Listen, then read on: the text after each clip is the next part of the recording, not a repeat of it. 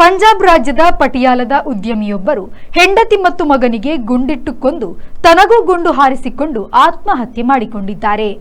ಗಂಡನ ಗುರಿ ಗುಂಡಿಗೆ ಸಾವು ಕಂಡವರು 42ರ ಮಡದಿ ಮನ್ದೀಪ್ ಕೌರ್. ಅದೇ ರೀತಿ 15ರ ಮಗ ಅಭಯ್ ಸಿಂಗ್ನನ್ನು ಕೂಡ ಗಂಡ ಗುಂಡಿಟ್ಟು ಕೊಂದಿದ್ದಾರೆ. ಆಮೇಲೆ ತನಗೆ ತಾನೇ ಗುಂಡಿಟ್ಟುಕೊಂಡು ಕೊಂದುಕೊಂಡಿದ್ದಾರೆ ಉದ್ಯಮಿ ಸಂದೀಪ್ ಸಿಂಗ್ ರಾಜ್ಪಾಲ್. ಈ ದುರ್ಘಟನೆಯು ಮೊಹಾಲಿಯಾ ಸೆಕ್ಟರ್ 109ರಲ್ಲಿ ನಡೆದಿದೆ. ಸಂದೀಪ್ ಸಿಂಗ್ ಅವರು ರಿಯಲ್ ಎಸ್ಟೇಟ್ ಉದ್ಯಮದಲ್ಲಿ ತೊಡಗಿಕೊಂಡಿದ್ರು. ಕಾರಿನೊಳಗೆ ಇದ್ದಂತೆಯೇ ಸಂದೀಪ್ ಸಿಂಗ್ ಹೆಂಡತಿ ಮತ್ತು ಮಗನಿಗೆ ಗುಂಡಿಟ್ಟು ಹತ್ಯೆ ಮಾಡಿದ್ದಾರೆ. ಆನಂತರ ಅಲ್ಲೇ ತಾನು ಗುಂಡಿಟ್ಟುಕೊಂಡಿದ್ದಾರೆ. ಪೊಲೀಸರು ಕಾರಿನೊಳಗೆ ಪಿಸ್ತೂಲು ವಶಪಡಿಸಿಕೊಂಡಿದ್ದಾರೆ. ಗಂಡ ಹೆಂಡತಿ ಮೃತದೇಹ ಮುಂದಿನ ಸೀಟಿನಲ್ಲಿದ್ದರೆ ಮಗನ ಶವ ಹಿಂದಿನ ಸೀಟಿನಲ್ಲಿತ್ತು. ತೆಪ್ಲಬನೂರ್ನ ನಿರ್ಜನ ಪ್ರದೇಶದ ಹೆದ್ದಾರಿಯಲ್ಲಿ ಕಾರು ನಿಂತಿತ್ತು.